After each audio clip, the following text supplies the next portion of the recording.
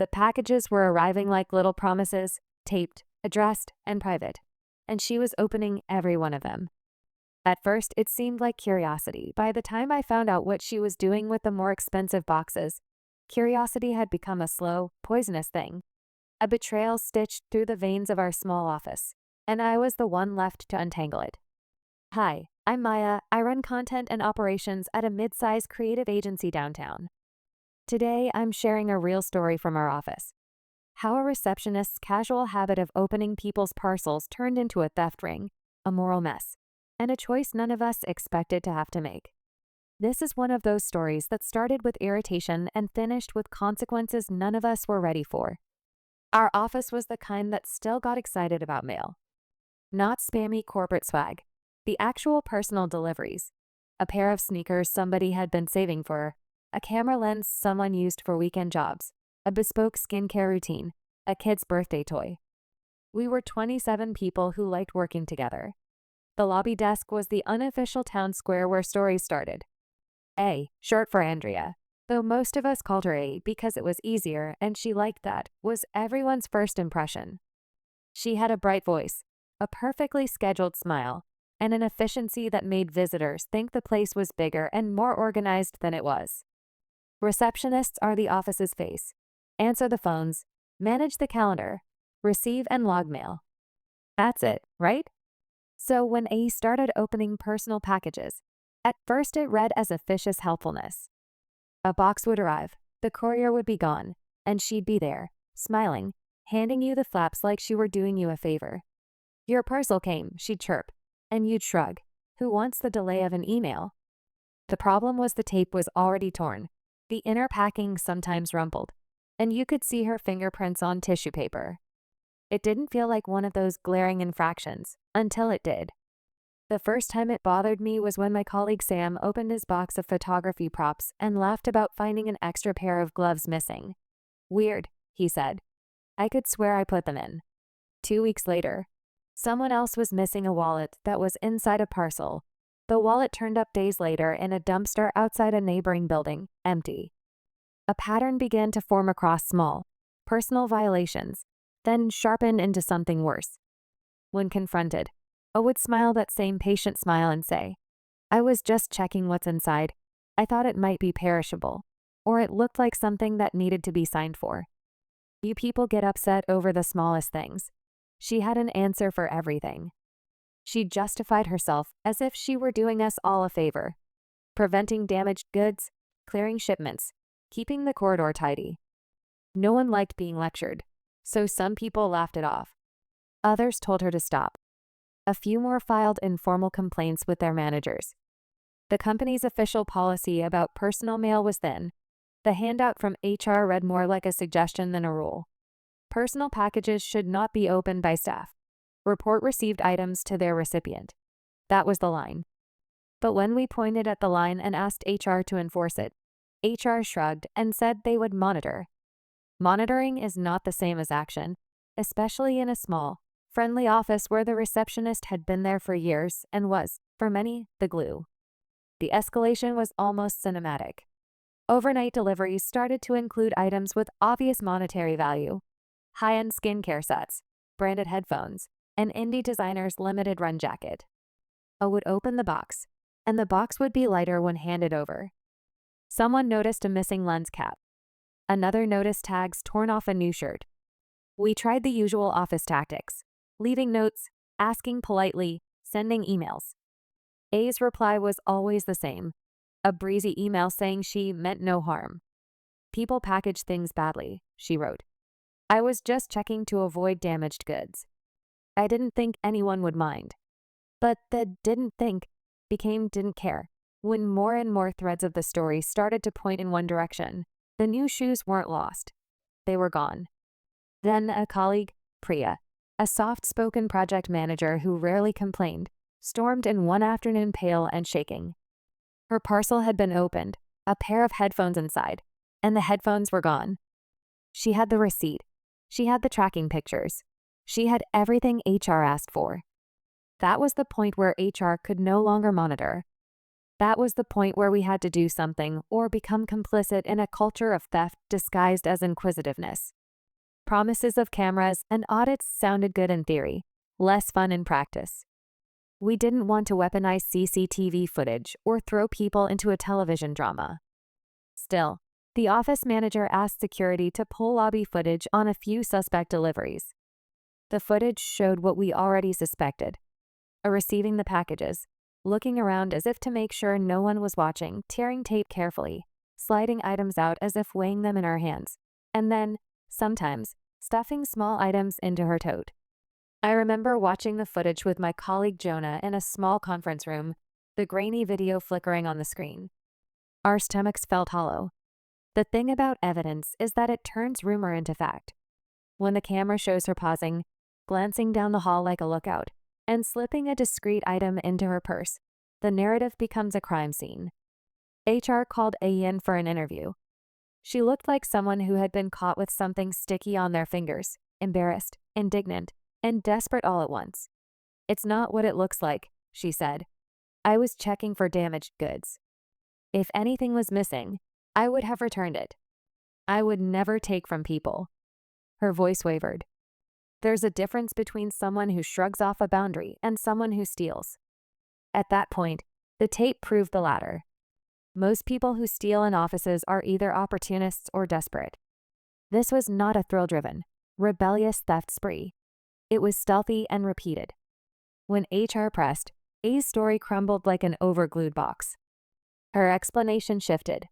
First oversight, then compulsion, then the thin admission of financial strain. Her father, she said, had a stroke the year before. Medical bills had mountained like bad weather. She had debts she couldn't explain to friends, and a landlord who never ceased reminding her rent was a week late. She had been trying to make a side income by reselling things online, she said, a plan that started as a one-off and became a habit. "I never thought I'd end up taking from people who see me every day," she told HR, eyes hollow. "I thought I was clever. I thought I could fix things. I didn't think I'd be caught." It's tempting to reduce motives to good or bad. The truth is naughtier. Knowing her reason, financial desperation to pay for a parent's medical care, made the theft less contemptible, but not less wrong. It made decisions harder. When the woman at the front desk is someone you've joked with, someone who asks about your weekend, the fallout is not just policy and restitution. It is a body of relationships being torn. There was a split in the office that week, fury on one side and pity on the other. Some argued that theft is theft, and that trust had been broken irreparably. Others argued that firing someone who was trying to support a sick family was the definition of cruelty. HR had a job to do and a lawyer to talk to. Those are not soft decisions. You can try to balance compassion with responsibility, but policy inevitably leans toward the latter. I sat in that small conference room while the company deliberated, and I watched how adults floundered with moral calculus. We ran the numbers: restitution for missing items, disciplinary measures, potential theft charges. We eyed the cameras that had given us evidence, the cameras that, like windows, offered both clarity and exposure. I found myself vacillating between anger. I had bought the headphones I later found missing, and a strange sadness that felt almost parental. Here was a woman in a cycle of hardship that compounded itself with every small bad choice. I am not a vindictive person, and I do not like theatrical takedowns. But I also did not want this pattern to repeat. If HR or security wanted to proceed with the legal steps, that was the company's call. I wanted a practical solution that solved two problems: stop the theft and try to help where help might actually work. So I did something quiet and awkward. I called a couple of colleagues and asked them to keep a low-key log of their deliveries, times, carriers, and suspiciously missing items. We filled out forms, we documented receipts, but crucially, we also agreed not to gossip. We needed a clear chain, a clean narrative that HR could act upon. That was tedious adult work. It also let us see how pervasive the issue was. Small losses here, missing tags there, a hidden pattern that became irrefutable. HR decided on a course: a formal disciplinary meeting, restitution, and, because our company had a small HR budget for extraordinary hardship, an offer of a short-term interest-free loan to help with medical bills if she would agree to a repayment plan and to counseling support. It was a compromise. It felt imperfect to everyone, to the people whose things had been taken, to management who had to uphold policy, and to A who finally had to face what she'd done. On the day of the meeting, the conference room smelled like stale coffee and paper. I sat across from HR and our legal counsel. Eyes that had been bright now were rimmed in red.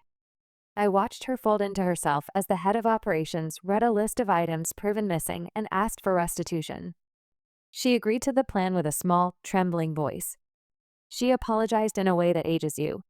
Not the sharp assertion of, "I'm sorry," but the slow confession of someone who has watched a bridge burn beneath them. The company's disciplinary action was severe but not irreversible. I was placed on unpaid suspension for a month, required to attend both financial counseling and a restorative justice meeting with those affected, and she was to return only after completing restitution installments. The legal counsel advised that criminal charges would be deferred as long as she complied. This offered her a path back, but the path was narrow, humiliating, and brimming with conditions. What surprised me was not the punishment itself, but how the office behaved afterward. People who had been furious were now pragmatic. People who felt betrayed still felt the sting, but many of us also remembered the early days when our own needs had outstripped our means. A quiet fund anonymous, small amounts started to appear on a shared card for helping pay part of a medical bill that HR couldn't cover. It wasn't charity theater. It was practical. It wasn't total absolution. It was an attempt at repair. There are stories that make you cheer for the hero, and stories that make you uncomfortable because you are cast as both witness and jury. This one left bruises that didn't show in bandages. The colleague who said they'd never trust a lobby table again. The receptionist who returned to us months later with a hollowed look and an awkward, guarded smile. The way our mailing habits changed. Packages marked with "Do Not Open" in clear bold font taped over tape. A receptionist sign-off protocol implemented with legalese. And yet something else changed, too. A's confession forced us to think about the edges where policy fails. The absence of a robust safety net for employees. The way desperation hides in the seams of ordinary lives. We tightened procedures, yes, but we also set aside a small hardship fund and made the policy about personal mail explicit and public. We trained the front desk in escalation and given it less autonomy around personal parcels, not because we wanted to turn reception into an interrogation station, but because privacy is practical and security is kindness too. In the end, I completed her restitution, attended counseling, and eventually left for another city to be closer to family. I did not applaud. I did not feel triumphant. I felt tired and a little wiser. We had solved the problem, in the narrow sense, and learned something large. Kindness and discipline must sometimes coexist if a community is to survive. What stays with me is small and quiet. The way she folded a note into a worn emergency folder and left it on the receptionist's desk like an apology. The way people still glance at parcels when they arrive. The little rituals we added to protect privacy. I also think about how close we all are to making choices we will regret when lines of pressure meet and there are no clear paths. We made a policy. We enforced the rule. We created systems and checks and small safety nets. But the real work, the human work, is ongoing. It's remembering to ask a colleague if they're okay. It's building a workplace where someone doesn't have to choose between dignity and rent. It's writing procedures that treat both privacy and people with respect. If you remember one thing from this story, let it be this: boundaries matter. Policies matter. But so does empathy. They are not opposites. They are armor and ointment. Sometimes you need both. When a person opens someone else's private parcel, it can be a small trespass, or it can be the first visible sign of a life in collapse. Treat the act as both, and you may find a way to keep your workplace whole.